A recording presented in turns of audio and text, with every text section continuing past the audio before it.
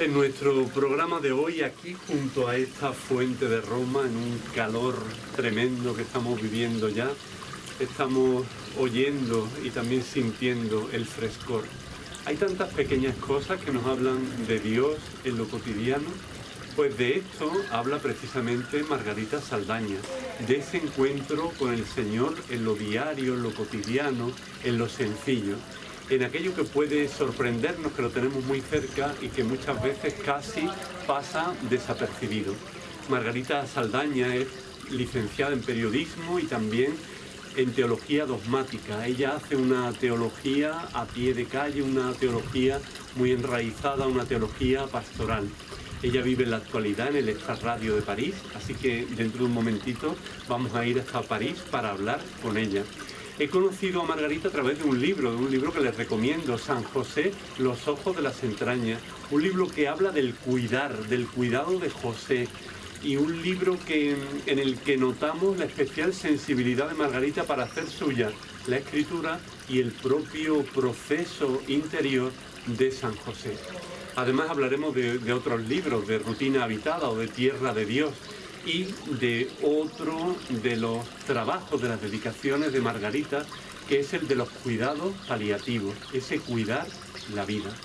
Pues nos vamos ya con Margarita, que creo que va a ser una oportunidad para aquellos que no la conozcan, pues tener la oportunidad de escuchar a alguien muy conectada con este susurro de Dios en lo cotidiano.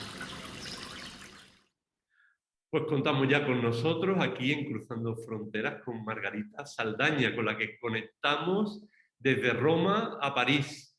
¿Qué tal estás, Margarita? Buenos días, Fernando, muy bien. Aquí en París, en este inicio de verano que nos tiene tan contentos después del invierno que hemos pasado. Pues sí, además estamos viendo también una fotografía de tu entorno, de la calle donde vives y de ese París maravilloso. Pero hoy nosotros en esta conversación con Margarita Saldaña, al que seguramente muchos de ustedes conocerán ya por sus libros, también la vamos a conocer por su faceta más personal. Margarita Saldaña es laica consagrada en la Fraternidad Hermanita del Sagrado Corazón de Charles de Foucault, que lo tenemos ahí también en el fondo. ¿Y cómo dirías tú que es tu vocación en la Iglesia, Margarita? Pues es una vocación, tras las huellas de Carlos de Foucault, muy sencilla, ¿no? Creo que lo que forma parte así del fondo de mi ser es el hecho de vivir entre la gente, de trabajar como la gente, y ahí, en esa banalidad de la existencia cotidiana, que nos gusta a nosotras decir, pues gritar la buena noticia de que Dios nos ama, gritar de una manera pues muy discreta, porque no son tiempos de gritos, me parece, sino más bien como de comunicación discreta de ese mensaje del amor de Dios. Ayer precisamente un amigo mío religioso me decía que hoy día en la Iglesia quienes realmente viven la vida oculta pues son todos los que seguís el estilo de vida de Charles de Foucault. Bueno, yo creo que quienes realmente viven la vida oculta son los que ni siquiera tienen una etiqueta en la iglesia. Pero es verdad que en la familia de Carlos de Foucault pues intentamos, no sé si reproducir, no me gusta esa palabra, ni imitar tampoco, pero inspirarnos de algunos aspectos de la vida de Carlos que sí que nos ponen en esa pista de la vida de Jesús en Nazaret. Pues he de decirles también que gracias a este programa he conocido a Margarita Saldaña, primero por un libro que me han recomendado muy vivamente, del que vamos a hablar después, que es ese que estamos viendo justo detrás de Margarita, San José, los ojos de las entrañas, y que es un libro que a mí de verdad que me ha encantado y decía, yo tengo que conocer a la autora de este libro, a ver si es posible. Pero claro, este libro es producto de otros trabajos, de otros estudios de Margarita.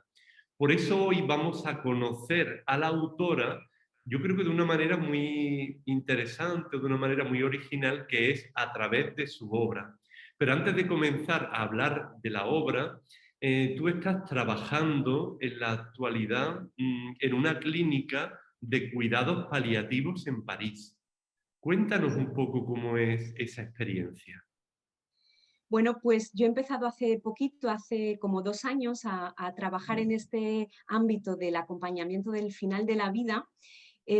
porque, bueno, por otra experiencia que después podemos compartir sobre el libro Cuidar, pues yo estuve acompañando durante 4 años a una mujer hasta anciana, hasta su muerte, y ahí yo descubrí esa fase verdaderamente para mí desconocida, que era el final de la vida, y sentí una llamada fuerte pues a poder acompañar ahí, sobre todo en una sociedad como esta, la francesa, donde la muerte está bastante metida como en una especie de congelador, ¿no? Entonces, bueno, encontré una clínica que es muy especial aquí en Francia, de inspiración cristiana, en la que bueno, pues voy viviendo acompañamientos espectaculares, espectaculares en lo cotidiano y en lo pequeño, ¿no? Pero sí que experiencias como de conexión muy profunda con lo esencial a través de estas personas pues, que franquean el umbral de la muerte, ¿no? Del acompañamiento a los pacientes y también a las familias. Una experiencia preciosa. Pues de todo esto vamos a ir hablando poco a poco en la conversación. Y bueno, Margarita es madrileña, de hecho hiciste periodismo en la Universidad Complutense de Madrid y luego también eres licenciada en Teología Dogmática por la Universidad de Comillas. O sea que estamos hablando, además de con una persona muy sencilla y que cuida mucho la vida oculta, pero sin embargo también con una mujer muy formada. Entonces a mí me gustaría preguntarte un poco por el origen del primer libro que luego ha dado lugar a otras obras y escritos tuyos. Y vamos a hablar un poco el cómo, el por qué y el para qué surgen estos libros. Si te parece, comenzamos con uno que el título es muy, muy sugerente, con Rutina Habitada, Vida Oculta de Jesús y Cotidianidad Creyente, editado por Sal Terre, que este es un libro de teología dogmática, de teología, en el que tú quieres fundamentar lo que es una parte muy importante de la vida de Jesús, que es toda su vida oculta, esos 30 años de vida oculta de Jesús, pues tú lo condensas en una obra teológica como es Rutina Habitada. Pues cuéntanos un poquito de qué va la obra y a quién va dirigida también. Bueno, Rutina Habitada yo siempre digo que es como mi obra fundamental, que es la que va a legitimar un poco todo lo que yo voy como viviendo y expresando después. Y este libro es muy curioso porque nace en realidad de una memoria, de mi memoria de licencia en comillas, que yo había hecho esta licencia solamente con el objetivo de explicarme a mí misma lo que yo creía.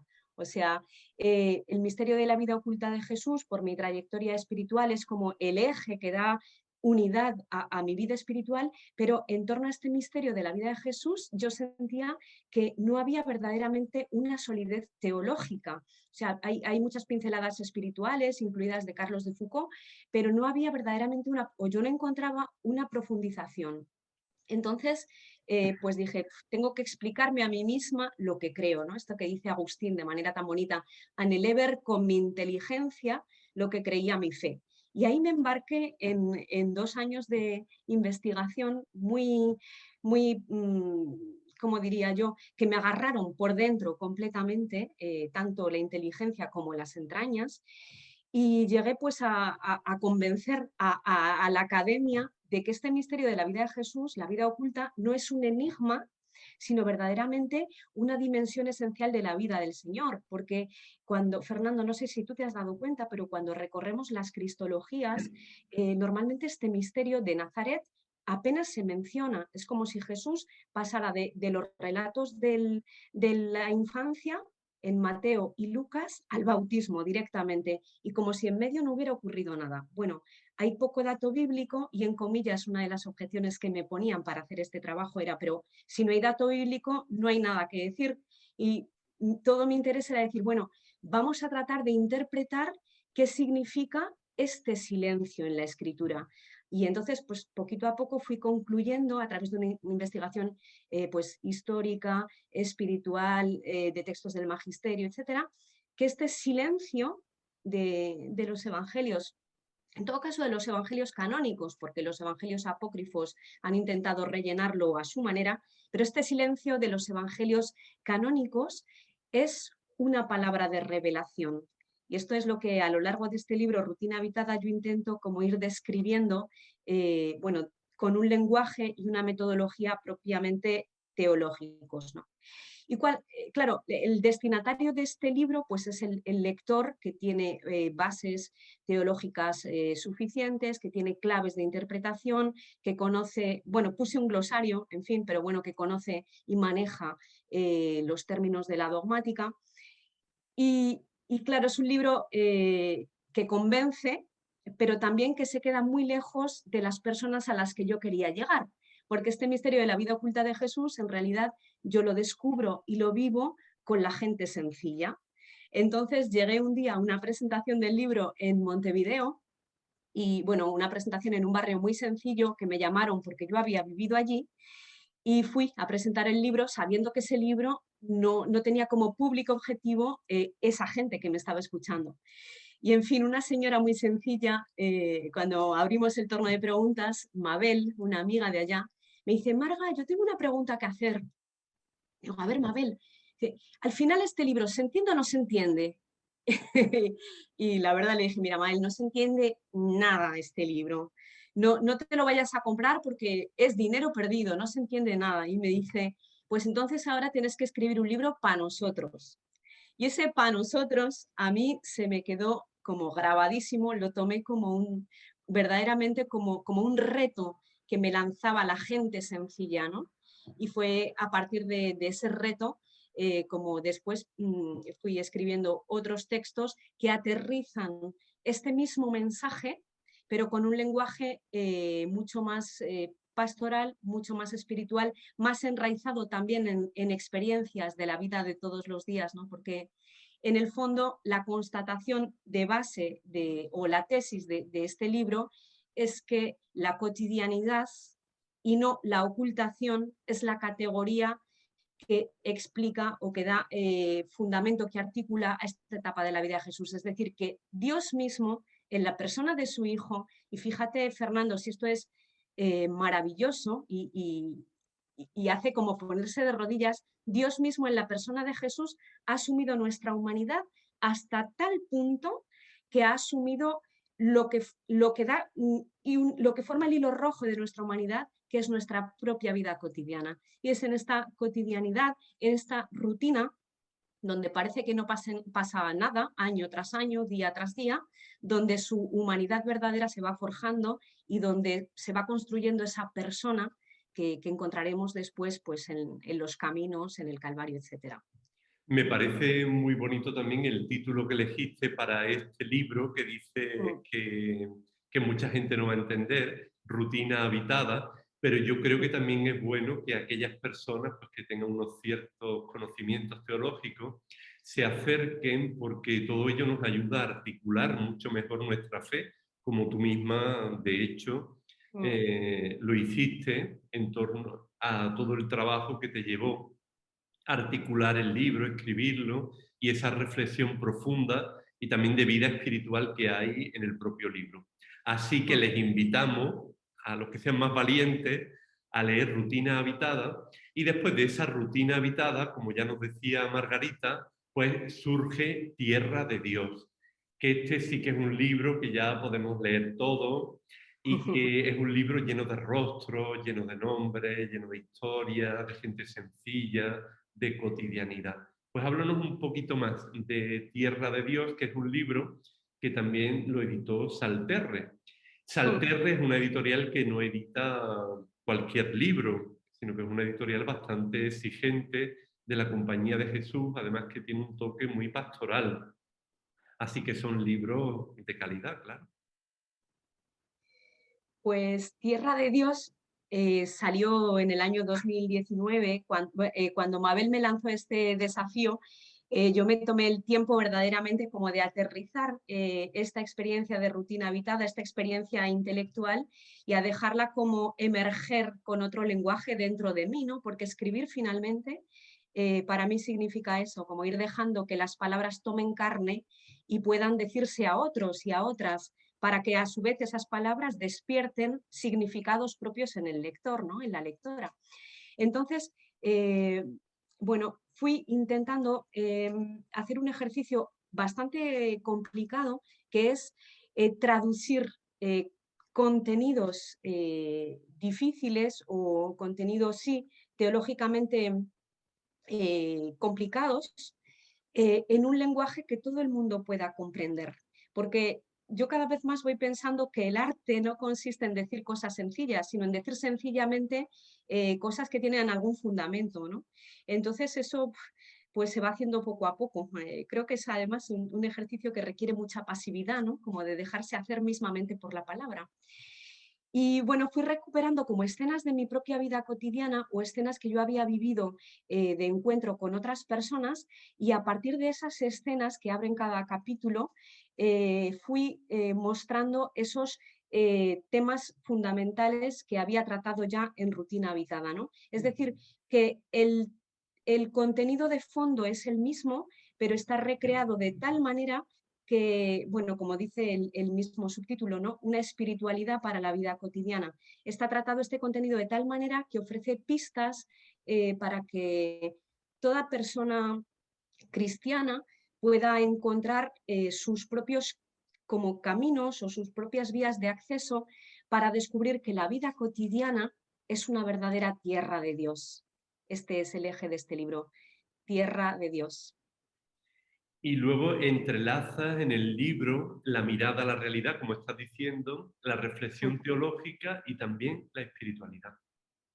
Claro, y es un libro también que tiene mucho fundamento bíblico, porque en el fondo es también es un libro de teología, es decir, no es un libro de teología dogmática, es un libro de teología espiritual. Por lo tanto, yo creo que cuando intentamos hacer teología sencillamente, hay como tres lugares básicos que tenemos que visitar. Uno, para mí, el primero es la realidad, la calle, la vida cotidiana, los rostros de la gente, la historia, tal.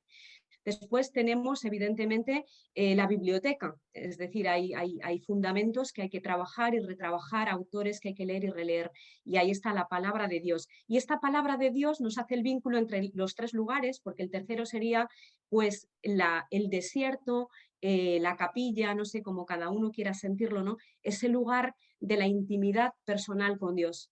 Porque, bueno, como decía Karl Barth, teólogo es el que habla de Dios en su presencia y para su gloria. Entonces, no podemos pretender hacer un ejercicio de teología que llegue verdaderamente al corazón de la gente si no pasamos primero por esa experiencia profunda de que la palabra nos toque y nos transforme, ¿no? En ese tú a tú con Dios.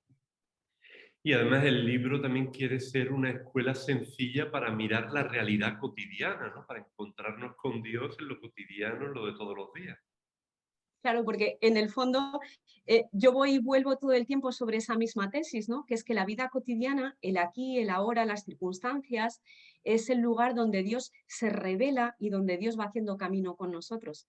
Entonces, fundamentalmente ese es nuestro lugar teológico, ¿no? La cotidianidad, como lo fue para Jesús.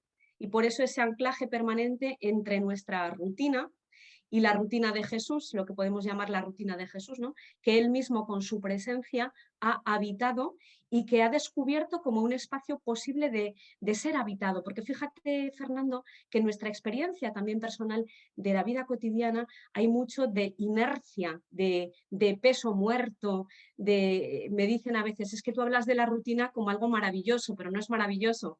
Yo digo, la rutina es una experiencia antropológica querida por Dios, es decir, que Dios mismo cuando crea, fíjate en el libro del Génesis, pasó una tarde, pasó una mañana, el día primero, pasó una tarde, pasó una mañana, el día segundo, y vio Dios que las cosas eran buenas. Es decir, el retorno de las estaciones, el ciclo de la vida, de todos los... Entonces, esa rutina está inscrita en nuestra condición de criaturas.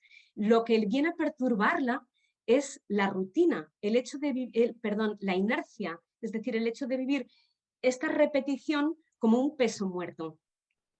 Entonces, por eso yo intento profundizar ahí para invitar al lector a descubrir claves que en su propia experiencia de lo cotidiano le ayuden verdaderamente a habitar ese espacio, a habitarlo porque lo descubre ya habitado por ese Espíritu de Dios, por esa presencia de Jesús, ¿no? Pues una presencia de Jesús que también aparece en el libro, un Jesús arraigado en el suelo de la pobreza concreta. Mm. Sí, bueno, ese es el tema, es un tema muy querido, ¿no? Que es el tema de la universalidad desde abajo. Es decir, yo antes decía, antes en otras etapas intelectuales y espirituales, decía, el reino se construye desde abajo, ¿no? Lo que Jesús descubre en Nazaret es que el reino se construye desde abajo. Y una vez un viejo amigo jesuita me dijo, Margarita, es verdad, el reino se construye desde abajo y desde arriba y desde los costados. Es decir, que este mensaje del amor de Dios, que es como el núcleo, el corazón del mensaje de Jesús, se dirige a todos. Ahí está el deseo grande de Carlos de Foucault de ser hermano universal, ¿no? De llegar a todos, a todas las personas, a los que están más lejos, de abrazar, ¿no? Pero desde un lugar muy concreto. Llegamos a todos, pero desde un lugar muy concreto, que es el lugar de la vulnerabilidad, de la pequeñez, de la pobreza, que no solamente es una pobreza material, que pasa por lo material, pero que pasa, y a mí me gusta cada vez descubrirlo más, ¿no? También por esa pobreza interior, esos límites que experimentamos en nuestra propia psicología, esas heridas de nuestra historia, eso que brilla menos en nuestras relaciones, esos choques, esos conflictos, todo eso que forma parte de nuestra pobreza antropológica, podríamos decir, es un lugar desde el que este mensaje del amor puede verdaderamente eclosionar y abrazar a todos, ¿no? Ujú. Por eso es Margarita, pobreza. ¿podríamos decir también que este libro está escrito desde tu propia vulnerabilidad, desde la experiencia que tienes tú también de las heridas, desde esa dimensión? Claro, yo creo que cuando escribimos, en realidad proyectamos proyectamos nuestro propio itinerario.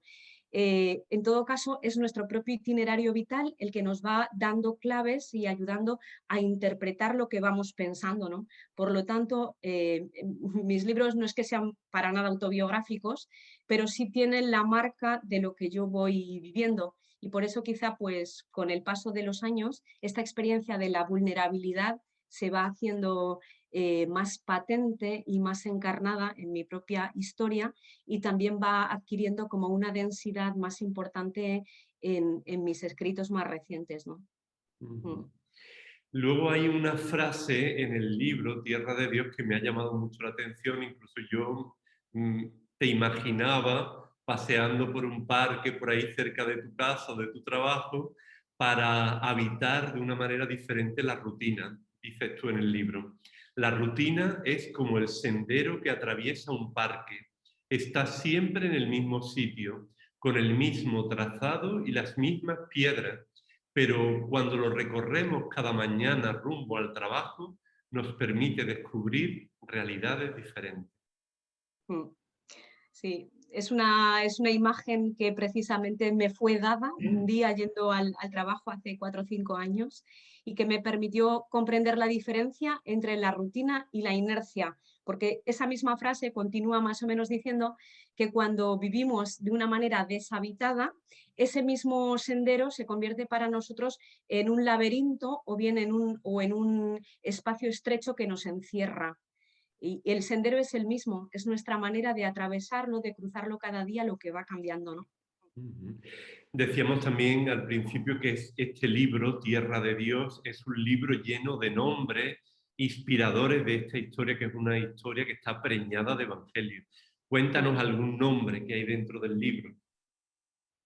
Bueno, creo que el libro comienza con el nombre de Ranjit. Es una mujer, bueno, una mujer refugiada que yo conocí en Londres en una etapa en la que viví en el Catholic Worker, y es una mujer que me enseñó mucho por su capacidad de resiliencia, ¿no?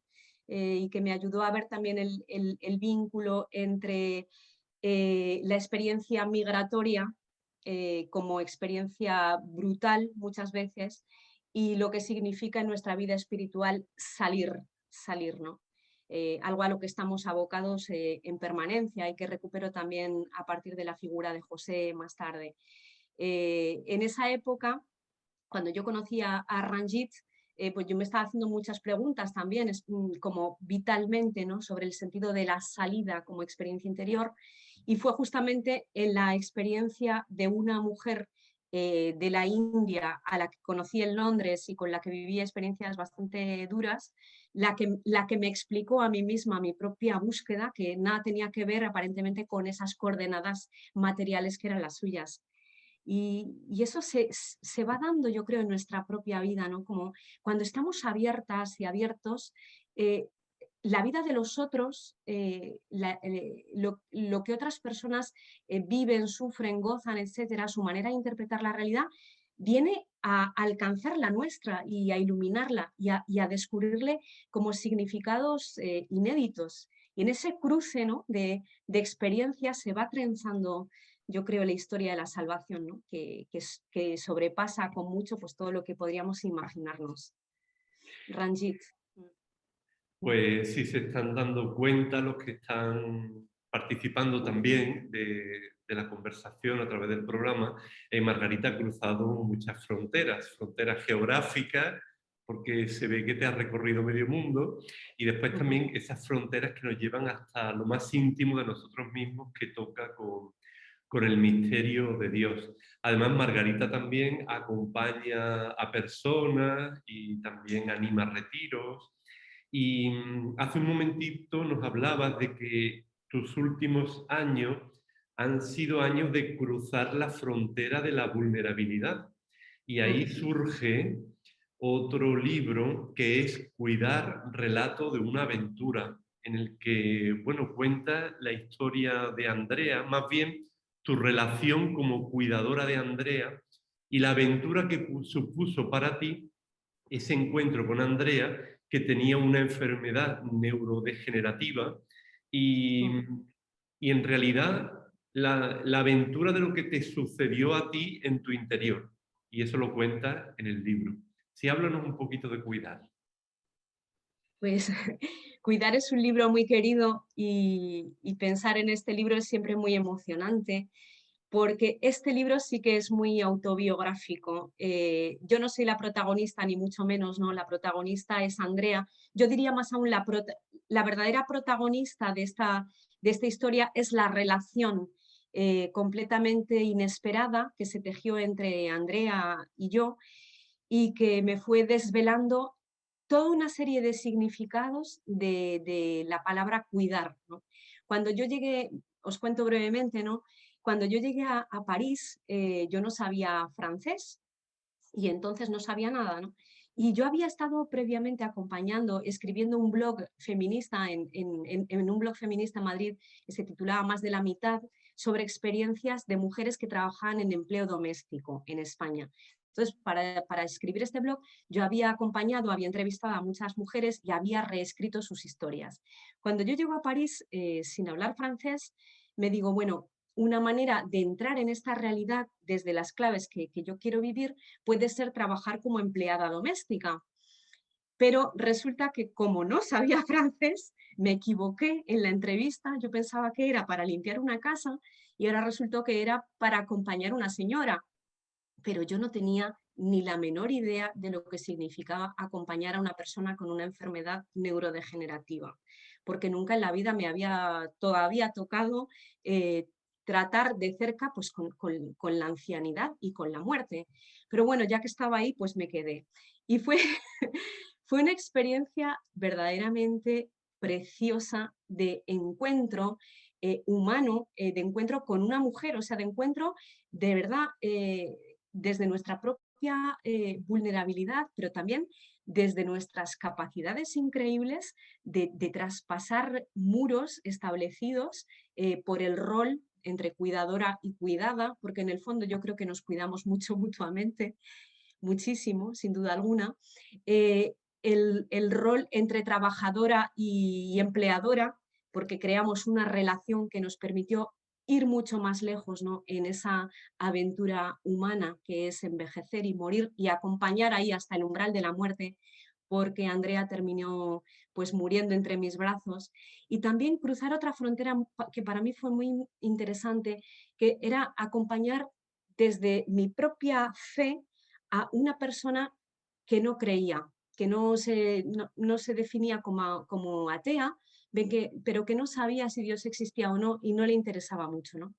Entonces fue también esa aventura interior de esperar con ella y de buscar con ella un lenguaje que pudiese evocarle de una manera positiva lo que era la muerte, ¿no? Una realidad que a ella le daba mucho miedo. Entonces fuimos ahí tanteando juntas y fue precioso. Y cuando Andrea murió, la gente me decía, bueno, ¿y ahora qué vas a hacer?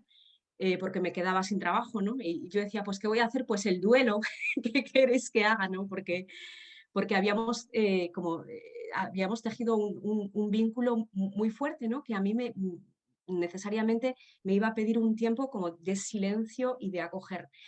Y pensé, bueno, yo podría hacer que estas lágrimas y este dolor fueran fecundos, quizá intentando poner en palabras lo que Andrea me ha enseñado, que es cuidar. Y de ahí pues nació este texto que lo escribí casi de un tirón, como escuchando, reescuchando esta experiencia que habíamos vivido juntas. Y bueno, me gustaría comentar un momento lo que es la portada del libro, esa portada que presenta dos manos, es la mano de Andrea y la mía, una amiga pintora. Yo le había dado una foto de las manos de nuestras manos y Añez Santos, que es una gran pintora y especialista en manos, me dijo enseguida, ¿pero tú te das cuenta de cuál es el centro natural de esta imagen? Digo, pues no, ni idea, no lo veo. Y me dijo, fíjate, son esos 3 pliegues que se generan entre tu mano y la mano de Andrea, que son anatómicamente imposibles. Y esto es lo que expresa la relación que habéis vivido y que tú cuentas, ¿no? Por eso ella a esta acuarela que me regaló después para que fuese la portada del libro y que PPC aceptó inmediatamente, de lo cual estoy súper agradecida, esta acuarela ella la tituló Sublime Anomalía. Esta sublime, esta relación completamente improbable, pero que fue verdaderamente sublime, ¿no? Y bueno, en esta experiencia pues yo fui adquiriendo muchas claves que creo que me permiten acompañar ahora en la etapa en la que estoy en cuidados paliativos de una manera muy diferente.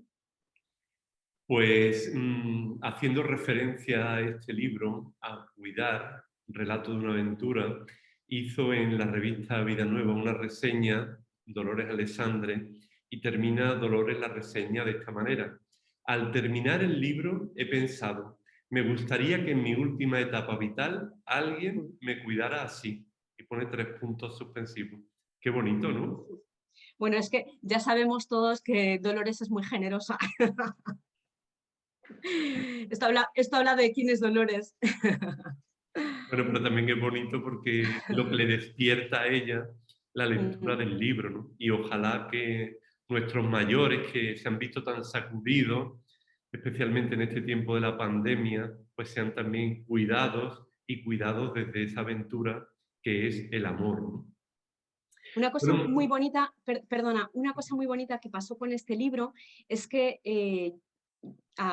después de que se publicó comencé a recibir muchos mensajes de gente que, que me decía que encontraba en estas palabras la expresión de lo que ellos vivían en tanto que cuidadores o cuidadoras sin saber cómo contarlo, sin saber cómo decirlo. Y es que cuando yo escribí este libro yo no tenía ninguna formación, ¿no?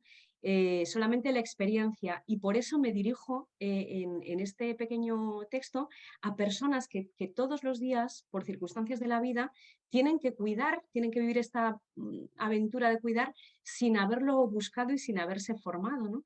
Y bueno, intento mostrar que es posible, contra lo que muchas veces nos dice nuestras sociedades hipertecnificadas, cuidar todavía es posible, porque es una aventura humana. Cuidar que vaya por la segunda edición y Cuidar fue lo que también a lo largo de su vida pues realizó San José. Y en este año dedicado a San José, tú has escrito también este libro, San José, Los ojos de las entrañas, que vaya por la segunda edición en español, pero que se ha editado, yo acabo de verlo ahora aquí en las Paulinas de Roma, en italiano, se ha editado creo que también en francés, en portugués, no sé si en inglés. Total, cuando un libro se traduce tanto es porque el libro realmente es bueno. Y yo diría también que un libro que está muy inspirado en la Patris Corde del Papa Francisco, pero que al mismo tiempo se nota que es un libro escrito desde una vivencia personal profunda y desde unas claves, las del Evangelio, las de la teología, las de la espiritualidad, pero es una mirada también muy personal la que realizas tú en el libro. Y de ahí pues que surjan elementos que son muy originales, porque mira que en este año josefino se han escrito muchísimas cosas sobre San José. Pero a mí me parece este libro tan original, tan bonito, que revela muchas cosas nuevas de San José, pero porque está escrito desde una perspectiva, me parece que muy interesante. Está, tú inserta en la propia vida oculta de San José. No sé si me equivoco, pero un poco lo que me ha despertado la lectura del libro. Bueno, es que este libro no nace por azar, nace por sorpresa, pero no por casualidad. Por sorpresa porque yo no tenía ni idea de que el Papa tuviera previsto regalarnos un año jubilar de San José, y en cuanto pues, salió proclamado, enseguida Salterre me propuso escribir algo y a mí me sorprendió mucho. Y en principio mi respuesta fue que no, porque yo estaba embarcada ya en otro libro sobre Carlos de Foucault y no tenía tiempo. Pero como Carlos de Foucault es muy, muy devoto de San José, pues en un momento dado me pareció como que Carlos me decía, como te dediques a mí y no te dediques a San José, no te lo voy a perdonar.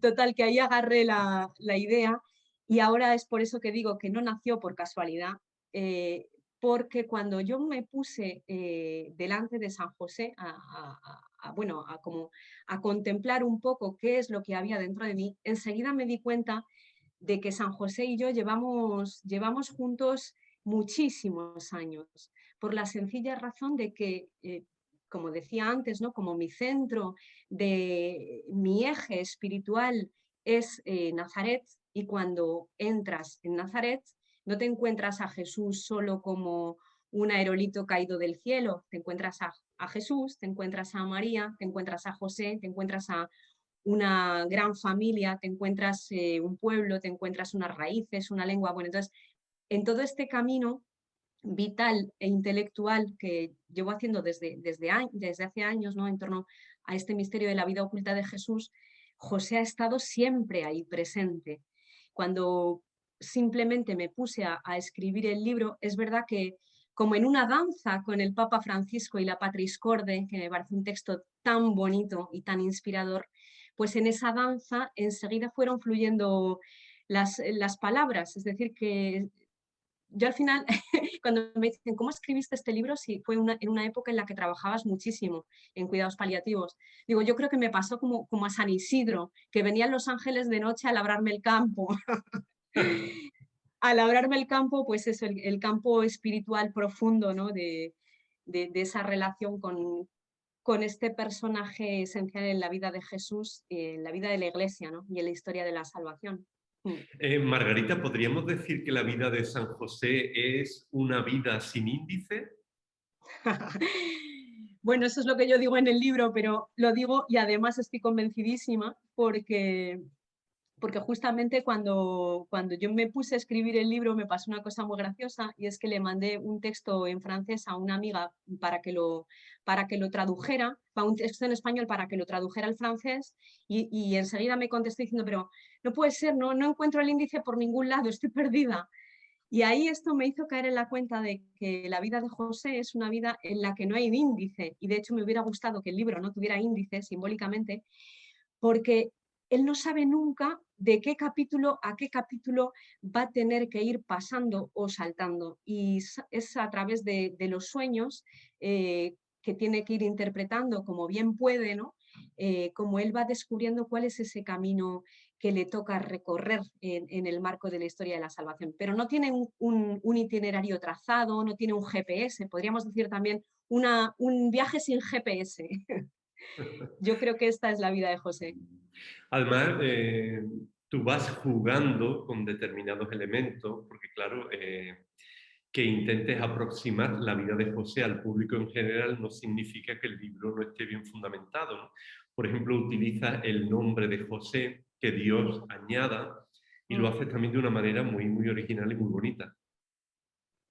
Que Dios añada. Bueno, claro, el personaje de José de Nazaret naturalmente y tradicionalmente ha estado vinculado a ese otro José del Antiguo Testamento, ¿no? Y yo juego con ese nombre que encontramos en el libro del Génesis, del José del Antiguo Testamento, que es que Dios añada. Pero claro, cuando nos situamos frente a José de Nazaret, este nombre, cuya etimología en hebreo es ese, que Dios añada, que Dios me añada otro hijo, había dicho la madre de José, este nombre adquiere como una declinación completamente inesperada, porque Dios va añadiendo, efectivamente, va colmando el sueño de José, pero una vez más de una forma que él no podría haber esperado, ¿no? Entonces, en esta promesa de añadidura, en esta promesa de bendición, que era la aspiración profunda de todo judío, ¿no?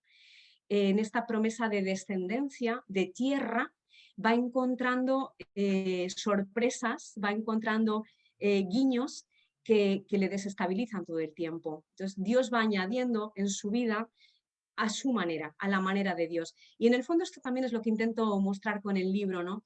Que la vida de José, como la vida de todos los santos, en realidad no es una vida para tener en una estantería o en una peana o en una vitrina de una iglesia, sino que tiene una virtualidad profundísima para encontrarnos a nosotras y a nosotros donde estamos, como que los santos, y San José en particular, atraviesa el espacio y el tiempo, se sale de su marco, de su Palestina, de su siglo primero, y viene hasta nuestro encuentro para mostrarnos que ahí donde estamos nosotros también vivimos una vida sin índice, tampoco tenemos GPS, Dios va añadiendo capítulos a nuestra vida a su manera, etcétera, ¿no? Es como nuevamente nos vamos tejiendo ahí. Has hablado también de San José Soñador y ese Mm. San José Soñador está muy relacionado con los ojos de las entrañas, ¿no? Sí, fíjate que Los ojos de las entrañas, este título puede parecer un poco extraño, ¿no? Los ojos de las entrañas. De hecho, los italianos, al traducirlo, no han conservado la palabra entrañas y me da pena, pero bueno, ellos han traducido las entrañas, los ojos del corazón. Pero lo que yo intento señalar con este título es precisamente que José, que recibe toda la revelación a través de sueños, no encontramos ningún pasaje en los evangelios que mencionen que José tuviera un encuentro directo con Dios, ni que dijera ninguna palabra, es todo a través de sueños, ¿no? Como el camino que va haciendo. Y claro, cuando José sueña, está dormido o en un estado de duerme-vela, ¿no? Los sueños, recordemos que son un lenguaje muy potente en el Antiguo Testamento para hablar de la revelación. Entonces, a mí me gusta mucho como pensar que José, para recibir el mensaje de Dios, cierra eh, los ojos físicos, ¿no? Este órgano que tenemos, y abre profundamente los ojos de sus entrañas, ¿no? De ese espacio vital donde la realidad se recibe en toda su profundidad. Y una vez que él ha contemplado por dentro esta misión que se le encomienda, ahí sí, él se despierta, abre los ojos y con toda determinación va a hacer frente, ¿no? A esta realidad que se le encarga. Pero primero, por eso José es un gran contemplativo, ¿no? Primero, él deja que el mensaje le penetre por dentro, le cale, le cuestione, le desestabilice en lo profundo de su ser. Por eso los ojos de las entrañas, ¿no? Mm. Aparece también un José referido a María como el esposo de María, también ese título de Jesús, hijo de José, que ustedes lo pueden leer y que es muy interesante, pero a mí me gustaría ahora pararme también un poco en José y María como una verdadera pareja humana y juntos deben aprender a ir construyendo, a ir tejiendo los códigos de su relación. Mm. Pues a mí me parece que nuevamente, ¿no? Como yendo a José como una figura inspiradora para el día de hoy, para las familias cristianas también, para las parejas cristianas, lo que ilumina o lo que puede aportar luz y hondura es considerar precisamente que María y José son una pareja que, que, que no saben todo desde el principio, es decir, ellos no tienen un libreto que les diga, bueno, su relación va a ser así, así y así, y se tienen que ceñir o limitar a esto o a lo otro, ¿no? María y José, como toda persona humana y en su relación, como toda pareja, como todo matrimonio, habrán tenido que ir aprendiendo cuáles son los códigos que permiten a esa relación expresarse, ser fecunda, donarse. A mí me gusta decir que la Sagrada Familia no es sagrada porque pasen la vida en la contemplación etérea de un misterio, sino porque en una vida donde seguramente encontrarían conflictos, como todas las familias humanas, ellos son capaces de resolver esos conflictos con la herramienta del amor, con la herramienta del don de sí. Me parece que es importante como ir desedulcorando ciertas imágenes también, bueno, detrás de este tema de María y de José como pareja humana está todo el tema dogmático de la virginidad de María, que yo también abordo en el libro, está todo el interés tradicional en convertir a San José en un anciano para preservar la virtud de María, pero todos esos aspectos que en realidad, a mi modo de ver, no aportan nada al misterio de la salvación y que son detalles, ¿no?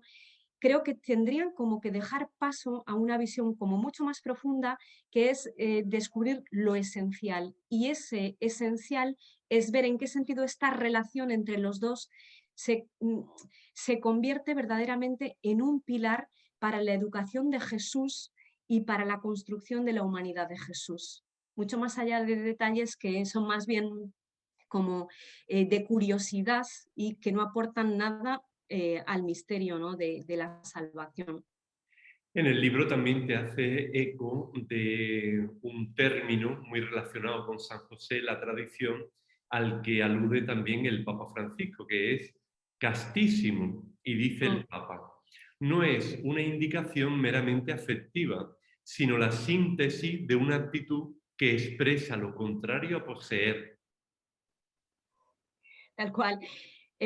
Lo que ocurre es que con el paso de los siglos los términos se van cargando de connotaciones muy limitadas y detrás de la palabra castidad lo que el imaginario pone tiene que ver más con la contención, digamos, o con una negación que con una expansión del amor, porque la castidad, como dice el Papa Francisco, la castidad que de hecho es una virtud a la que todo cristiano tiene que aspirar, se refiere no a una limitación en el amor, sino a una expansión en ese don de sí, a una expansión tal de la libertad en el amor que deja al otro ser quien es y por lo tanto que no lo posee, que no lo invade, que vive con él, en este caso José con María, una visitación que pasa por el respeto exquisito de la feminidad de María, de su ser mujer, de su construirse como mujer. Y por eso yo también hablo en el libro de José como modelo de masculinidad para Jesús, ¿no? ¿Qué tipo de varón fue José? Si nosotros cuando contemplamos a Jesús en su vida pública, encontramos a un varón que es capaz de relacionarse con las mujeres con una gran libertad. Este Jesús se ha construido en su propia identidad masculina al lado de otro varón y este varón es José. A mí me encanta pensar que este José, modelo y referente masculino para Jesús, ha debido de ser un poco como el Jesús que conocemos, ¿no? De tal palo, tal astilla, dice nuestro refranero castellano. Así es. Además, José se convierte en precursor de la justicia del reino que luego Jesús predicará mucho más tarde. Esa es una afirmación muy, muy novedosa, ¿no? Ver a José como precursor, un poco en cierto modo como Juan Bautista. Quizá por eso también José desaparece de la escena sin dejar huellas, ¿no? Porque es precursor, pero el foco, una vez que queda puesto sobre Jesús, ya desaparece completamente de la vida de José. Y claro, si consideramos, y aquí volvemos otra vez al misterio de la vida oculta de Jesús, ¿no? Si consideramos que Jesús necesitó 30 años para construirse como persona, para ir descubriendo el reino de Dios y para ir experimentándolo, tal como después va a anunciarlo con sus palabras y con sus gestos, ¿no? Pero si pensamos que esta vida oculta fue para él mismo un lugar de aprendizaje y de descubrimiento del reino, este aprendizaje entonces no lo hizo solo. Y ahí estaba su madre, ahí estaba su padre, su familia, sus vecinos, sus amigos, la sinagoga, los conflictos, etc. Entonces este José, justamente, seguramente le habrá enseñado a Jesús muchas veces a descubrir situaciones conflictivas, situaciones dolorosas, situaciones injustas que necesitan reparación y sanación, intervención de Dios. Y en ese sentido yo creo que José, por ejemplo, con la manera que él tiene de decidir ponerse de parte de María, en el momento en que María se encuentra embarazada, ¿no? Por obra del Espíritu, y que José decide, dicen, era justo y decidió repudiarla en secreto. Esta justicia de José es verdaderamente la justicia bíblica, la justicia del Dios de los profetas, que no es justo porque tengo una balanza como la balanza romana y que dé a cada uno lo que le corresponde, sino que es justo por su capacidad de inclinar la balanza para equilibrarla haciendo levantar al que está más caído, ¿no? Al más pobre. En este caso a María, que tiene todas las de perder. Por eso yo creo que este José, con esta actitud y con todo lo que después pudo ir enseñando a Jesús en sus idas y venidas a Séforis, por ejemplo, a trabajar, puede ser bien considerado un precursor de esta justicia del reino, ¿no? Y en el libro también van a encontrar, además de toda esta novedad aplicada a San José, en las nuevas relaciones que establece José, que no son unas relaciones basadas en la sangre, sino en vivir desde la voluntad de Dios, como José vive radicalmente Mateo 25, porque tuve hambre, porque tuve sed, porque tuve, bueno, muchísimas cosas que ustedes pueden seguir leyendo, pero queremos seguir hablando más de San José y ahora te tenemos preparada una sorpresa, Margarita, Bueno, qué bien. porque hay alguien que le encanta este libro y que también quería hacerse presente en nuestra conversación. Así que vamos a ver quién es y tú pues le respondes a una pregunta que él te va a hacer. Así que si te parece, te escuchamos. Muy bien. Bueno, en primer lugar, un gran saludo para ti, Fernando. Gracias por Cruzando Fronteras, que ha sido un gran aporte en estos tiempos. Y para Margarita, un abrazo muy, muy apretado, con mucho cariño, hasta la periferia de París. Y felicitarla por el libro de San José, que ha sido un gran aporte para este año. Tengo dos preguntas. Sabiendo que este año va a ser canonizado Carlos de Foucauld, ¿qué elementos de la vida y la espiritualidad de José crees que el hermano Carlos tuvo más presente en su camino y en su vocación religiosa? Y también preguntarte cómo esta espiritualidad de José, esta espiritualidad del tercer puesto, nos puede ayudar hoy día a vivir la fe en un tiempo de eficiencia, de una cultura del rendimiento, de qué manera la espiritualidad de José nos puede ayudar para vivir la fe en estos tiempos. Un abrazo grande, felicidades por el libro y que disfrutes de este encuentro junto a Fernando y la gente de Cruzando Fronteras.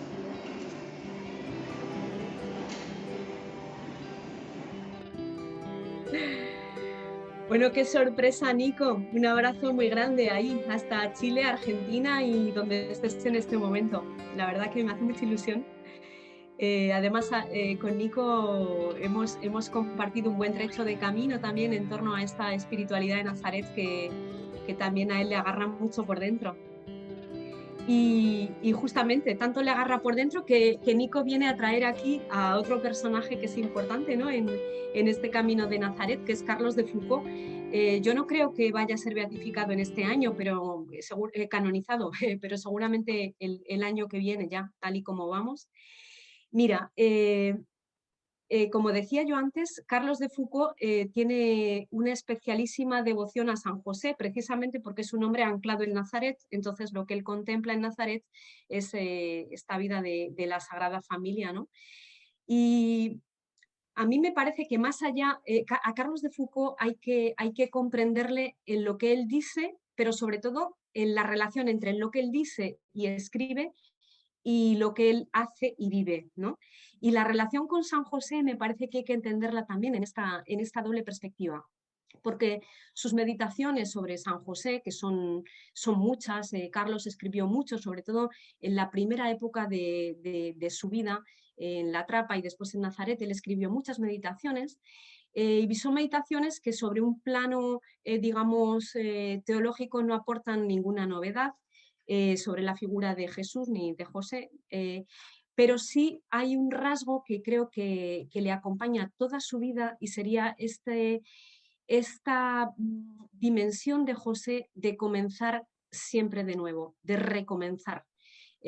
Carlos de Foucauld, como José, es una persona cuya vida tampoco tiene índice, es decir, él se hubiera imaginado un itinerario muy fijo ya en La Trapa, de la que no hubiera deseado salir, y sin embargo su lugar de llegada no es La Trapa, su lugar de llegada no es Tierra Santa, su lugar de llegada no va a ser Beniavés y su lugar de llegada no va a ser ni siquiera Tamanrasset, ¿no? Es un hombre que está permanentemente en camino. Y este estar permanentemente en camino me parece que le pone en una relación estrechísima con este José de Nazaret, cuya vida se desarrolla verdaderamente, como dice el Génesis, ¿no? De Abraham, de campamento en campamento. Creo que José y Carlos se encuentran profundamente en esta vida nómada, ¿no? Nómada tras los pasos de Jesús, acompañando a Jesús, queriendo cuidar a Jesús, queriendo hacerse uno con Jesús. Pues yo creo que es ahí donde los dos se encuentran como de una manera más vital, aunque Carlos no haga expresamente referencia a esta dimensión de la vida de José con respecto a sí mismo, ¿no? O él no haga una relectura de su vida a partir de este elemento. Yo creo que es legítimo como ver el paralelismo. Y después yo creo que José verdaderamente es un personaje muy inspirador en esta época de cambios que estamos viviendo, o mejor dicho, en este cambio de época, ¿no? Estamos en un cambio de época. Y no solamente por el que estamos bueno, atravesando esta situación de pandemia, ¿no? Que nos ha sumido en la incertidumbre, sino también porque ya desde hace ya varios años pues los sociólogos nos van apuntando esta realidad, ¿no? Como la salida de la sociedad industrial, el adentramiento cada vez más claro en la era digital, etc. Y yo creo que una característica de este cambio de época, como quizá de todos, es la incertidumbre, precisamente, ¿no? Esta palabra que a veces da miedo. Y creo que José nos inspira justamente por esa capacidad que él tiene de vivir la incertidumbre asentado en una confianza que se basa en saber que su vida está en buenas manos y que aunque él no sepa a dónde va a llegar, sabe con quién está yendo y haciendo el camino, ¿no? Y creo que este elemento es bien inspirador para estos tiempos convulsos en los que nos planteamos tantas preguntas y con tanta razón, ¿no? Y en los que vamos sintiendo a veces tantos miedos, tantos bloqueos para salir de nosotros y para ir hacia el otro, ¿no? Creo que si profundizamos en esta experiencia de que nuestra vida está en buenas manos, pues podremos ir como dando pasos de fraternidad, pasos de justicia, en medio de la incertidumbre que no deja de sacudirnos, ¿no? No es que tengamos que llegar ya a una situación de seguridad y de tranquilidad para decir, bueno, ya hemos llegado ahora. No, no, es que mientras vamos yendo en este camino permanente que es el nuestro, pues ahí es donde tenemos que ir descubriendo, ¿no? las huellas de Dios. Y creo que José pues puede inspirarnos y nos inspira mucho en este sentido. Pues agradecemos mucho a Nico su intervención en el programa. Además, Nico estaba en el Colegio de los Padres Franceses de Viña del Mar. Hemos visto al final de su intervención esa vista preciosa, la infancia, el cuidado, la educación, poner por delante el bien del otro, como hizo José, pues le agradezco mucho a Nico el que me invitara a leer el libro. Y también ha habido otra persona que me ha influido mucho a la hora de leer este libro, que ha sido Quique Fernández, que es el coordinador de la Escuela de Animación Bíblica de Barcelona. Y él sigue mucho el programa y decía, mira, tienes que entrevistar a Margarita. Y bueno, Quique, estamos entrevistando a Margarita y la verdad que está siendo algo muy, muy sugerente. Y tú apuntas también en el libro, para ir terminando, a que José parte sigilosamente. Mm. Sí, y yo creo que es su manera natural de partir, viendo cuál ha sido su trayectoria, ¿no? A veces, fíjate, Fernando, que tenemos la tentación de pensar que para ser elementos como importantes, relevantes en la historia que vivimos con la gente, en nuestras relaciones y tal, pues hay que dejar muchas huellas, estar muy presente en las redes, tener muchos likes, ser muy retuiteados, etc. Y José, con esta manera que tiene de partir del relato bíblico en todo caso, que no sabemos de qué murió José, ni cuándo murió, ni nada, o sea, su pista se pierde completamente al final de los evangelios de la infancia, en Lucas 2, y a la vuelta de Egipto, según Mateo, ¿no? No sabemos nada más de él. Y sin embargo, sin saber nada más de él, sabemos hasta qué punto él ha sido una pieza clave, ¿no?, en la historia de la salvación, y hasta qué punto él ha permitido a Dios realizar con holgura, con anchura, sus planes. Y yo creo que este es otro signo, otro guiño que José nos hace, ¿no? Que podemos enseñarnos o estimularnos incluso a ser personas válidas, capaces de transformar la historia sin necesitar ir dejando nuestra marca por allí por donde vamos pasando, ¿no? Como en la discreción, en el anonimato. Y este José, que parte sigilosamente, creo que también pone de relieve a todos esos santos de la puerta de al lado, ¿no?, de los que le gusta tanto hablar a Francisco, ¿no? Todas esas personas con las que nos cruzamos cada día, que no hacen grandes cosas, igual que nosotras y nosotros, gente común, de a pie, que viene al mundo como se va, ¿no? Gente, bueno, corriente, como también le gusta decir a Madeleine Delbrel, y que sin embargo hace que nuestro mundo pues sea más habitable, más humano, más fraterno y más de Dios, ¿no? Este José nos inspira en esa tarea. Bueno, Margarita, tenemos que ir acabando, pero yo todavía tengo una pregunta que quiero hacerte y después un ejercicio final para ti. Si se han dado cuenta, hemos hecho auténticos malabarismos para hablar de un montón de cosas en casi una hora de tiempo. Y ha sido una conversación, yo creo que muy condensada y al mismo tiempo que abre vías para futuros diálogos en el hogar, en nuestra vida cotidiana, también en nuestra vida oculta con otros. Y a mí me gustaría preguntarte, eh, decíamos al principio que tú eres laica consagrada de la Fraternidad de Hermanitas del Sagrado Corazón de Charles de Foucault. ¿Cómo vivís vosotras, muy sintéticamente, la espiritualidad del corazón de Jesús? Pues digamos que es una espiritualidad que está muy anclada en nuestros orígenes por lo que significa para Carlos de Foucault el corazón de Jesús, y que al mismo tiempo está desde los orígenes también muy desvinculada de todos los elementos clásicos de esta espiritualidad, como han podido ser la reparación, la escuela francesa, digamos, está muy, muy ausente. Entonces, para nosotras el corazón de Jesús pasa por el corazón que late en lo cotidiano, ¿no? Es ese amor de Dios que se revela en la vida de todos los días, en la banalidad de la existencia humana, ¿no?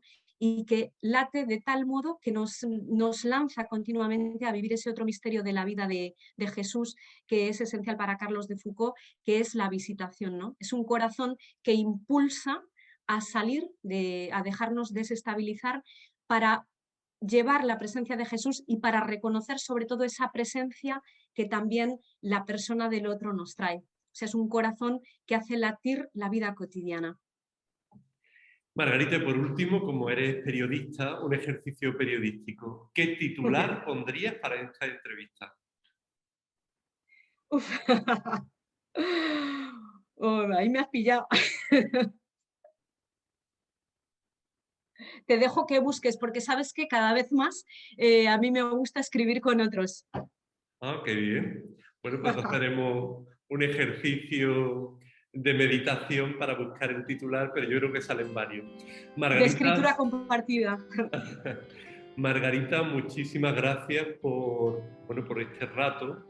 También yo le doy gracias al Señor por el descubrimiento de tu persona, de tus textos y de todo lo que hay detrás de esa literatura teológica y espiritual, porque nos remite a la propia vida, al espesor de la vida, a no vivir una rutina que no esté habitada, sino una rutina en esa presencia de aquel que nos sorprende y que es aventura en todo lo que vamos realizando.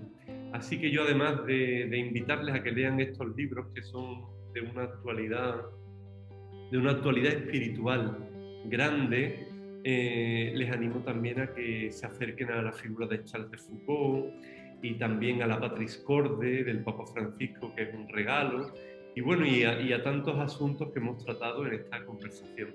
Margarita, hasta siempre, hasta otra vez, espero, porque Eso. tienen libros en preparación y seguro que hablaremos de ellos también más adelante. Muchas gracias. Muchas gracias a ti, Fernando, y nada, seguimos el camino. Muy bien, pues amigos, seguimos el camino con Margarita y con tantas personas que vamos en este camino de Maús de la vida junto a Jesús. Hasta muy pronto.